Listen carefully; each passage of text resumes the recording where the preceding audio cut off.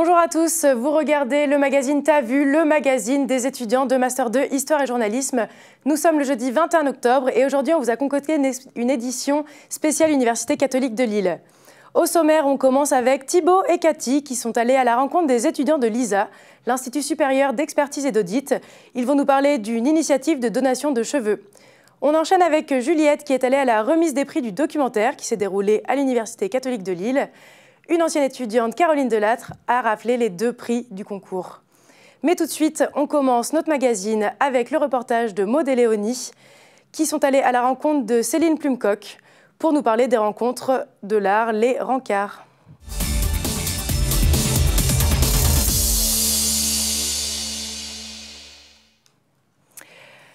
Léonie et Maud sont allées à la rencontre de Céline Plumcock, la personne à l'initiative du projet Rencarts qui se déroule tous les jeudis dans l'amphithéâtre René Théry. Ce midi a lieu les Rencarts, c'est les rencontres d'art organisées tous les jeudis midi à l'Université catholique de Lille. C'est l'occasion pour les étudiants de l'université de découvrir une œuvre en particulier avec un expert qui leur présente l'œuvre pendant 30 minutes. Ce midi, ça a lieu à l'amphi René Théry. On y va!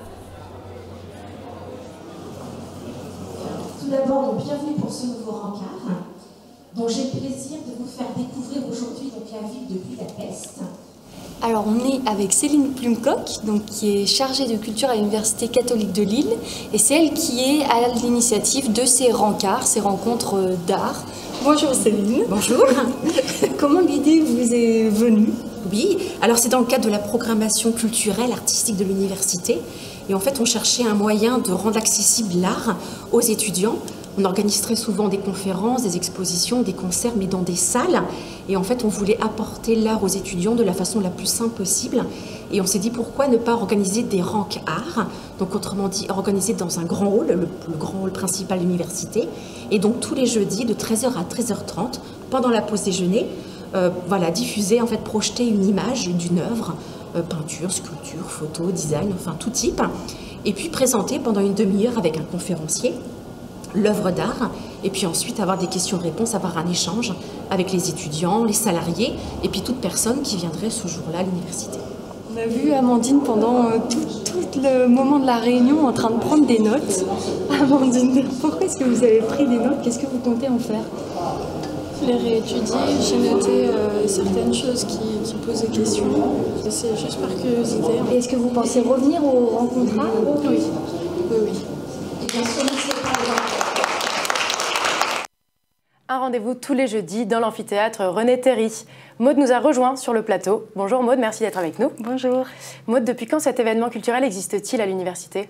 Donc les rencarts du midi, ça fait déjà 2 ans que ça existe et c'est Céline Plumcock qui l'a organisé, donc la responsable du développement culturel de l'Université catholique de Lille. Est-ce qu'il y a d'autres événements culturels qui sont organisés dans l'université? Oui, en fait, il y a plein de choses différentes. Par exemple, il y a l'atelier du campus créatif, ça s'appelle. En fait, c'est plusieurs ateliers qui sont organisés plutôt le soir, en fin de journée. Enfin, c'est entre 18h et 22h, pour tout vous dire. Et c'est pour les étudiants, pour qu'ils puissent développer leur talent. Donc, par exemple, ça peut être de la photo, ça peut être de la musique, du théâtre, il y a vraiment de tout. Et à côté de ça, il y a des conférences, des expositions. Comment on fait pour retrouver le programme de ces événements? Alors, vous avez le programme culturel qui est à disposition pour les étudiants, en tout cas de l'Université catholique de Lille, au rez-de-chaussée à l'accueil. Ok, merci Maud.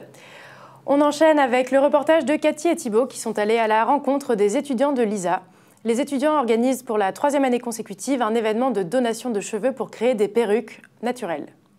C'est dans ce cadre que des étudiantes de l'ISA ont organisé le 12 novembre dernier, pour la 3e année consécutive, une campagne de dons de cheveux au sein de leur établissement.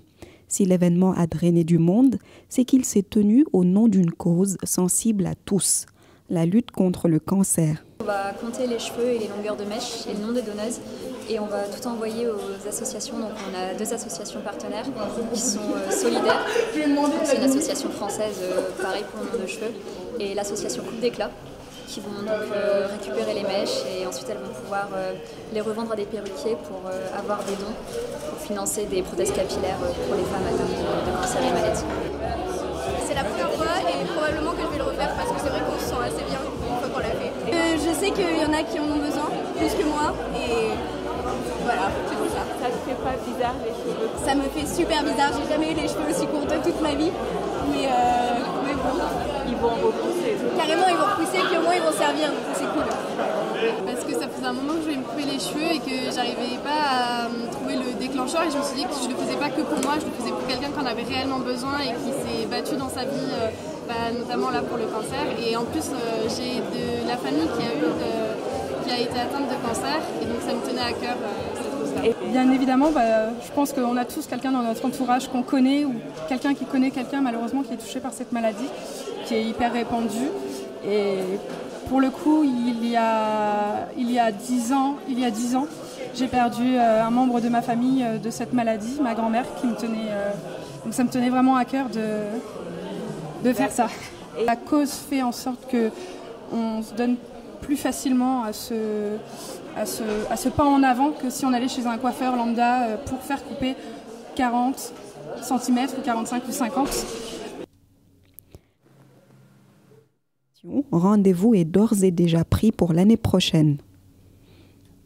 Un rendez-vous qui s'est déroulé le 12 novembre dernier à l'ISA. Cathy nous a rejoint sur le plateau. Bonjour Cathy, merci. Bonjour Nina. Cathy, dites-moi, quelles sont les conditions pour donner ses cheveux? Alors, pour cette campagne-là, il fallait simplement venir avec les cheveux propres, secs, lisses, et il fallait donner une mèche de cheveux supérieure à 25 cm, tout simplement. Ok. Est-ce que l'événement a eu du succès? Oui, on peut clairement parler de succès parce que quand même, il y a eu 43 personnes qui se sont succédées entre les mains des coiffeuses qui ont fait don de leurs cheveux. On a récolté 12,5 mètres de cheveux, ce qui est assez conséquent. Et il y a eu un petit record, une étudiante qui s'appelle Louise qui a donné 47 cm de cheveux. C'est pas rien. Effectivement. Quelles sont les associations partenaires de cet événement? Il y avait 3 associations. Il s'agit de Coupe d'éclat, Solidaire et Fake Hair Don't Care. Donc, ce sont des associations, par exemple, pour Solidaire.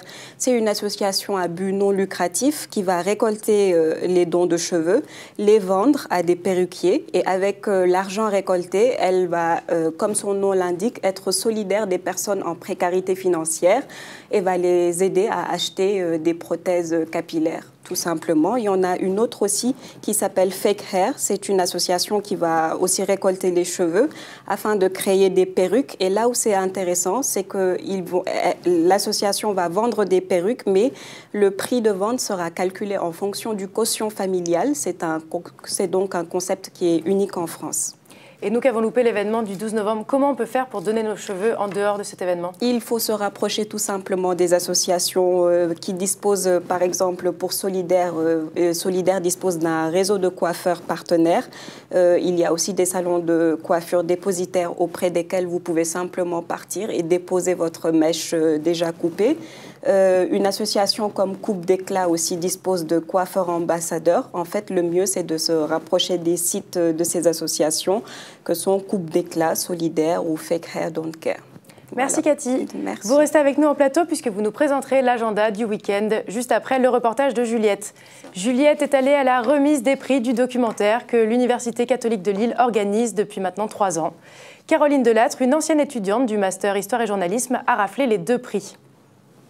Cet automne, et comme depuis 3 ans, l'Université catholique de Lille a remis un prix du documentaire à un étudiant de Master Journalisme. Une initiative lancée par David Frémy. Les productions étant ce qu'elles étaient, c'est-à-dire de qualité, c'était dommage de simplement les conserver sur un disque dur et de pas les valoriser davantage. Donc on a créé ce prix qui a été un projet porté par la FLSH qui l'a doté de récompenses en argent et d'un petit trophée, etc. Un prix du public et un prix du jury pour récompenser la meilleure production étudiante. Caroline Delattre était la grande gagnante des 2 prix. Les 4 films avaient des qualités communes qui étaient des notions de parti pris, d'engagement et de foi dans leur sujet. On a sorti des réalisatrices et des réalisateurs vraiment impliqués dans ce qu'ils racontaient. Après, effectivement, il y en a un qui est peut-être, qui est incontestablement sorti du lot, qui s'appelle Au-delà des apparences. Certes, il fait un focus sur une personnalité déjà qui rayonne et qui est attachante et qui attire le regard. Mais pour autant, il y a des vraies qualités techniques, il y a une approche assez fine à notre sens. Je trouve que le film, le jury a estimé que le film se trouvait à bonne distance par rapport à son sujet, ni trop loin de fait, mais ni trop près non plus, parce que c'est un sujet un peu acrobatique quand même. Un sujet un peu acrobatique puisque Caroline a suivi une politique transgenre. J'ai mis vraiment du cœur, donc je croisais les doigts. Je ne veux pas dire que j'ai brûlé des cierges, mais quand même, parce qu'il ne faut pas oublier que c'est 5 mois de travail dans lequel j'ai dépensé du temps et de l'argent aussi. Donc j'étais vraiment ravie d'avoir ce prix et aussi de pouvoir en donner un à Philippines, parce que comme je le dis depuis le début, sans Philippines, ce travail n'aurait jamais vu le jour. Et donc c'est vraiment un travail de toutes les deux, donc elle mérite autant que moi un prix. Une relation de confiance était née. C'était un parcours, en fait, un parcours commun. C'est-à-dire que son bébé à elle, c'était son film. Et en même temps, moi, j'avais ce parcours électoral. Et quelque part, on avançait d'une façon équivalente, au même rythme. Et elle m'encourageait, j'encourageais. Et quelque part, c'était extraordinaire de voir son talent, son travail. Et de voir son professionnalisme aussi. Une compétition à laquelle tous les étudiants en majeure télé sont invités à participer. Juliette, vous nous avez rejoint sur le plateau. Bonjour. Vous avez rencontré Caroline lors de cette remise des prix. Savez-vous pourquoi elle a choisi ce sujet? Alors, elle voulait traiter de la question du transgenre depuis très longtemps. Enfin, c'était un sujet qui, pour elle, était important. On n'en parlait pas assez en France. Elle s'est tournée en Belgique, puisque les gens sont plus ouverts sur la question. En tout cas, c'est ses propos. Elle a rencontré Philippines grâce à des associations. Et là, elle a eu la chance de pouvoir allier le sujet de société et le sujet politique, parce que Philippines était donc en pleine campagne électorale pour devenir la première députée transgenre de Belgique. Juliette, vous êtes en majeure télé, vous allez donc participer au prix du documentaire cette année. Est-ce que vous savez déjà quel sujet vous allez traiter? Alors, il faut encore travailler l'angle, mais c'est vrai que j'aimerais bien traiter de toutes les activités, en tout cas de l'épanouissement des personnes handicapées à travers les activités culturelles et artistiques.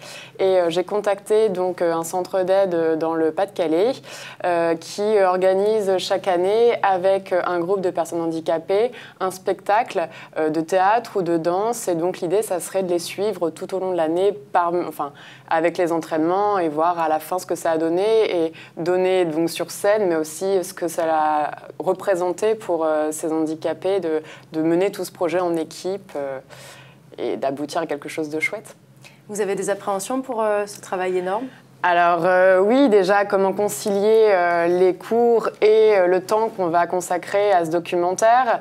Le but, c'est pas non plus de bâcler le travail qu'on fait pour les autres matières. C'est aussi de se dire, je me lance tout seul, alors que d'habitude, on travaille en équipe. Donc, toujours faire attention à la qualité de l'image, la qualité du son. C'est, oui, bien sûr, des petites appréhensions, mais je pense que c'est plus de l'excitation à l'idée de commencer cette aventure. Ça va être la première fois qu'on fait ça.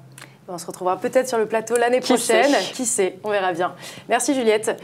Cathy, on finit cette édition avec vous pour que vous nous présentiez l'agenda du week-end. C'est ça. Alors ce week-end, il va faire froid. Je sais que ça donne envie de rester chez soi, mais c'est la chose à ne pas faire puisque c'est le retour du marché de Noël. Le village de Noël donc est de retour avec ses 85 chalets. Donc c'est du 22 novembre au 29 décembre. Et donc, amateurs de vin chaud ou de croustillant, vous pouvez toujours aller déambuler dans ce village où vous allez découvrir plein de choses, des spécialités régionales, des objets artisanaux. Et cette année, le village va fêter ses 30 ans. Donc chaque vendredi, il y aura des concerts, des ateliers créatifs pour les enfants, des balades en poney ou tout simplement rencontrer le Père Noël. Sachez aussi que ce week-end, l'Opéra de Lille ouvre ses portes aux familles avec son Big Bang Happy Days des enfants les 23 et 24 novembre. Au menu du programme, c'est 40 artistes qui vont se succéder, des musiciens, des chanteurs, des vidéastes et plasticiens qui vont se relayer et proposer des spectacles musicaux, des installations sonores, des spectacles vidéo. Donc ça peut être pas mal et c'est l'occasion de redécouvrir les lieux emblématiques de l'Opéra de Lille. Et enfin, pour les futurs mariés ou pour simplement les curieux, il y a le retour du Salon du mariage ce 23 et 24 novembre à Lille Grand Palais. Il y aura 150 exposants, 6000 mètres carrés d'exposition. Donc, vous pourrez rencontrer des professionnels de la décoration, des traiteurs, des professionnels de la mode. Enfin, le tarif est fixé à 10 €. Et donc, rendez-vous à Lille Grand Palais. Voilà. On se croisera peut-être dans la rue lilloise dans ce cas. C'est ça. C'était le magazine T'as vu des M2 Histoire et Journalisme. Merci de nous avoir regardés, merci de nous avoir suivis et à bientôt.